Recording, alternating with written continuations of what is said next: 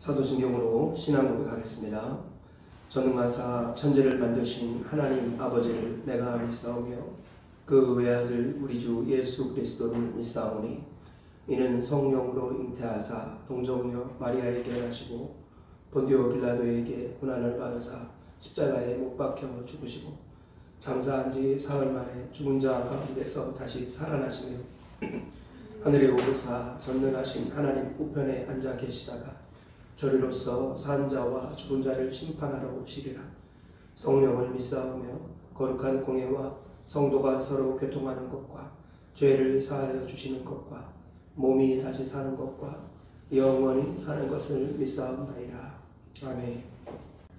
하나님 아버지 감사합니다. 이 새벽에 우리를 깨워주시고 주님 앞에 서게 하시고 찬양으로 기도로 말씀으로 부르짖음으로 주님 앞에 나가게 하시니 감사합니다. 주님 오시는 그날까지 주님 앞에 서는 그날까지 깨어서 주와 더불어 동행하게 하시고 주님 앞에 서는 삶을 살도록 인도하여 주옵소서. 오늘도 우리가 주의 종 앞에 서 있기를 주님 앞에 서는 마음으로 섰사오니 우리에게 말씀하여 주시고 우리 영혼이 주님을 대면하게 하셔서 죽은 자가 살아나고 잠자는 자가 깨어나고 앉아있는 자가 일어나는 역사가 일어나게 하여 주시옵시고 다시금 사명과 비전 현장과 하나님의 사역을 지키며 살아갈 수 있도록 은혜를 베풀어 주시옵소서. 이 새벽에 말씀하여 주실 우리 주님께 소망을 두며 예수님의 이름으로 기도드리옵나이다. 아멘. 성경 말씀 1월 7일 목요일 셀라이프 사사기 3장 12절에서 23절입니다.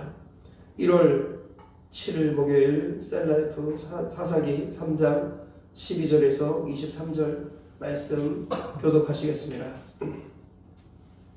이스라엘 자손이 또 여호와의 목전에 악을 행하니라. 이스라엘 자손이 여호와의 목전에 악을 행함으로 여호와께서 모압 왕 에글론을 강성하게 하사 그들을 대적하게 하심에 에글론이 암몬과 아말렉 자손을 모아 가지고 와서 이스라엘을 쳐서 종려나무 성읍을 점령하는지라.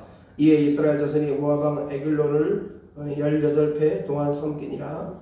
이스라엘 자손이 여호와께 부르짖음에 여호와께서 그들을 위하여 한 구원자를 세우셨으니 그는 곧 베냐민 사람 게라의 아들 왼손잡이 에훗이라.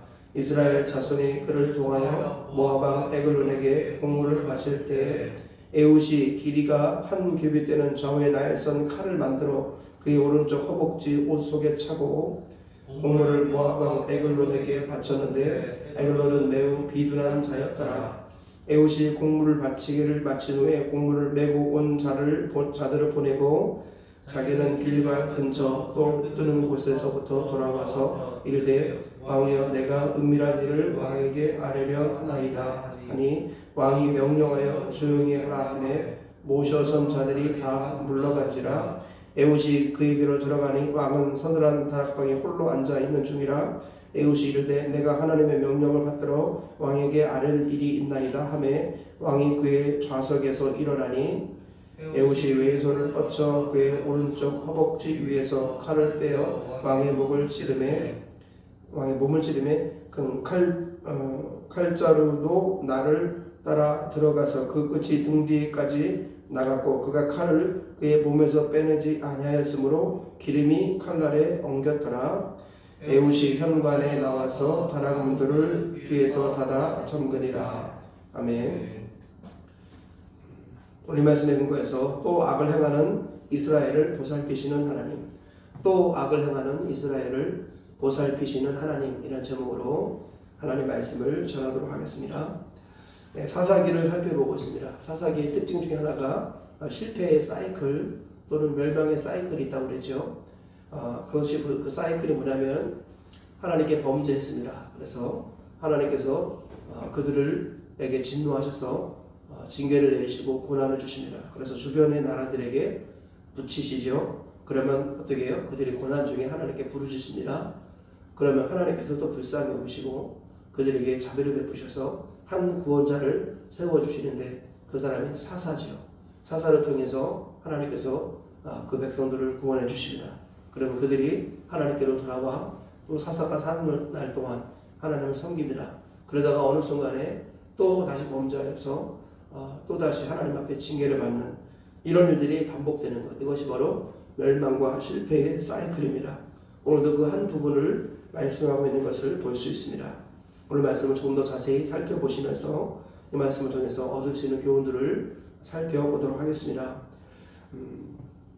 오늘 말씀을 세 가지 정도로 정리하면, 첫째로 이스라엘이 또 여호와 앞에 악을 행하여 모압 왕 에글론을 강성하게 하셔서 그에게 붙이셨다라고 말씀합니다.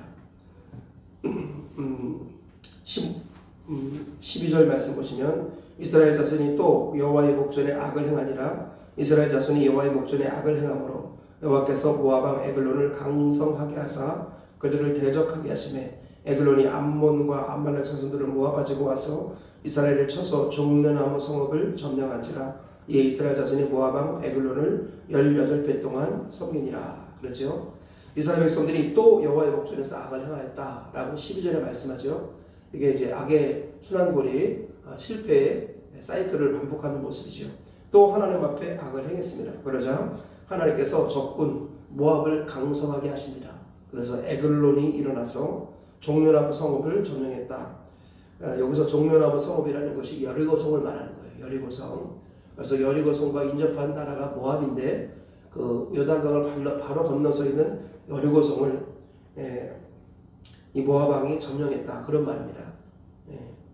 그래서 이스라엘 백성들이 하나님 앞에 범죄하니까 하나님께서 적을 강성하게 하셔서 점령당하게 하셨다, 그렇게 말씀하고 있는 것이죠.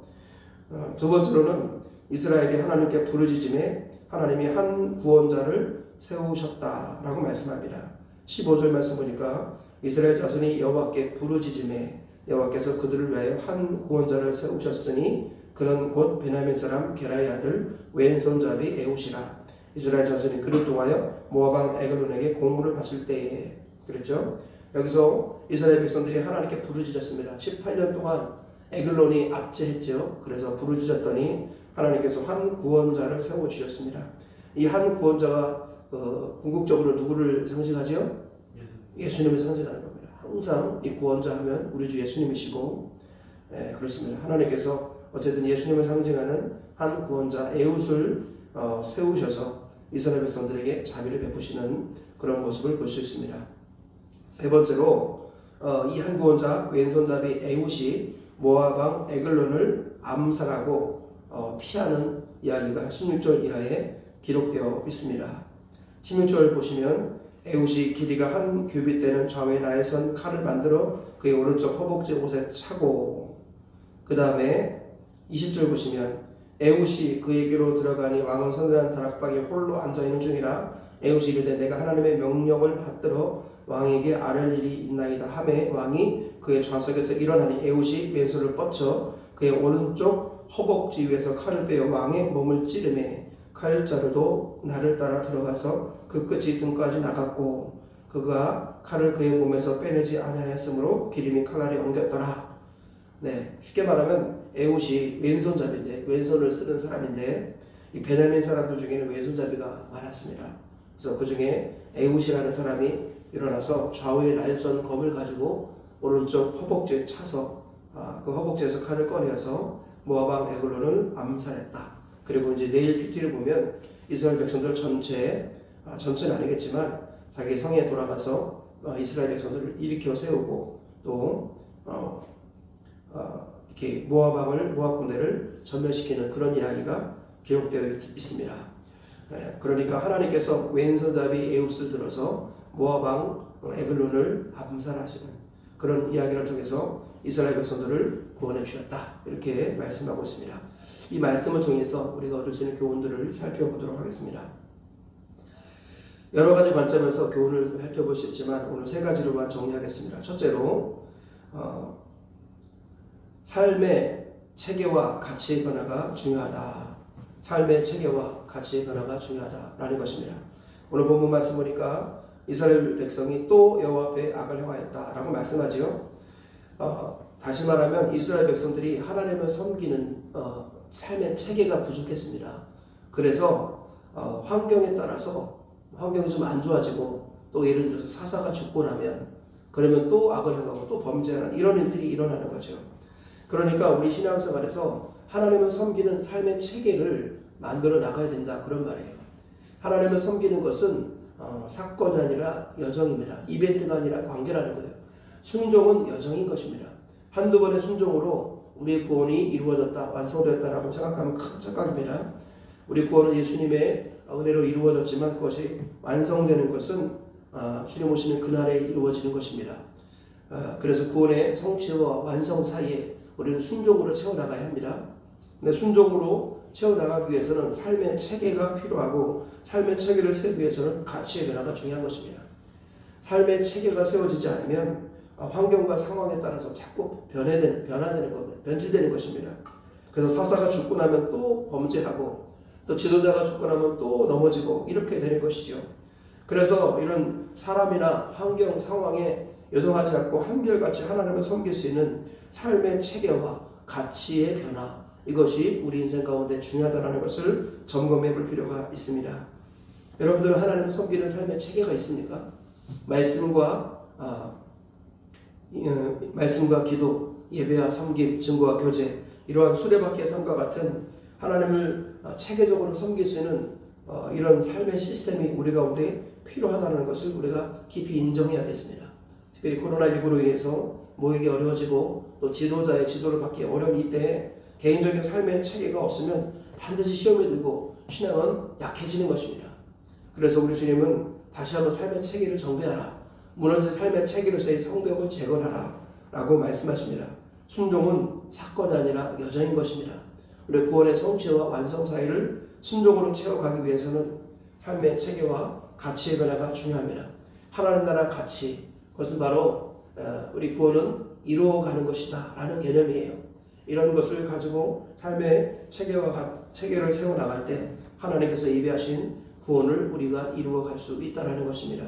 이 사실을 꼭 잊지 마시고 저와 우리 모두가 사건으로서, 이벤트로서 한순간 하나님을 섬기는 것이 아니라 주님 오시는 그날까지 삶의 체계를 가지고 꾸준하게 지속적으로 하나님을 섬기는 역사가 있기를 주의 이름으로 축복합니다.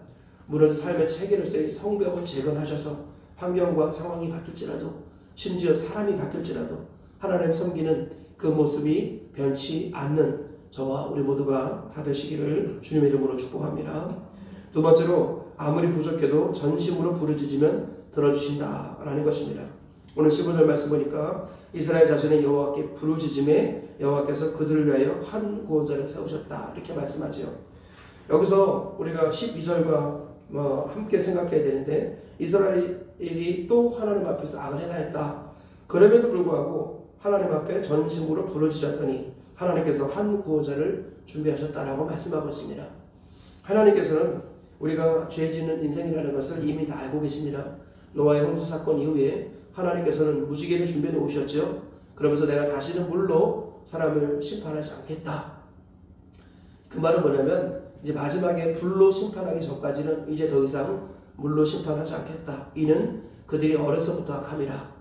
우리 주님께서는 사람이 날 때부터 악한 존재라는 것을 홍수 심판 이후에 가슴에 품으셨습니다. 그리고 우리의 약함을 품고 그 약함에서부터 우리를 위한 구원의 은혜를 베풀어 주시기를 하나님은 결단하셨어요. 그래서 우리가 아무리 부족해도 하나님은 우리가 전심으로 부르짖는 그 순간을 보시고 우리에게 자비를 베푸시는 겁니다. 그러므로 우리가 잊지 말아야겠습니다. 죄책감에 사로잡혀서 어느 정도는 필요한 부분이 있어요. 죄책감이라는 게, 죄책감에 사로잡혀서 하나님 앞에 어떻게 보면 길을 못 쓰는 부분도 한편으로는 맞습니다. 죄책감이 없다라는 것은 회개할 마음이 없다라는 것이죠. 죄책감이 필요합니다. 그런데 그 죄책감이 너무 커가지고 하나님 앞에 나오지 않는다. 그러면 속는 것입니다. 우리 주님께서는 우리가 아무리 부족하고 연약할지라도 전심으로 하나님께 나와 부르짖으면 하나님께서는 그 순간에 부르짖음을 들으시고 자비와 긍휼을 베풀어 주시기를 주저하지 않으신다는 거예요. 그러므로 속지 마시기 바랍니다. 원수 마귀가 주는 정죄감에 속지 마시고 우리가 예수 그리스도를 붙들고 하나님 앞에, 은혜의 보좌 앞에 담대히 나가야 할 줄 믿습니다. 나를 중심으로 신앙생활하면 안 되겠습니다. 내가 하나님을 이처럼 사랑하사 독생자를 구했다. 성경 그렇게 말하지 않습니다. 하나님이 세상을, 나를 이처럼 사랑하사 독생자를 주셨다라고 말씀합니다. 신앙생활은 내가 하나님을 얼마나 사랑하느냐, 이게 중심이 아니라 그럼에도 불구하고 하나님이 나를 사랑하셔서 독생자를 주셨다라는 것, 여기에 포커스가 맞춰줘야 합니다. 그래서 아무리 부족하고 연약하다 할지라도 있는 모습 그대로 하나님 앞에 나아가면 하나님 우리를 버리지 않으신다라는 것 기억하시고 오늘도 전심으로 우리 부족함을 끌어안고 하나님 앞에 나아가서 부르짖으셔서 하나님께서 우리를 도와주시고 구원해 주신 은혜를 경험하시기를 주님의 이름으로 축복합니다. 마지막 세 번째로 하나님의 말씀으로 적을 찔러야 승리할 수 있다.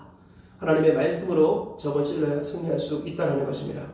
오늘 본문을 보니까 왼손잡이 에훗이 16절 보세요. 에훗이 길이가 한 규빗 되는 좌우에 날선 칼을 만들어 그의 오른쪽 허벅지 옷 속에 차고 또 그것을 가지고 에글론을 찔러서 그를 죽였다. 이렇게 말씀하지요. 여기서 좌우에 날선 칼이라는 표현들이 나오는데요. 우리가 모든 성경은 하나님의 감동으로 된 것이고 이 성경은 오늘날 우리를 위한 기록입니다.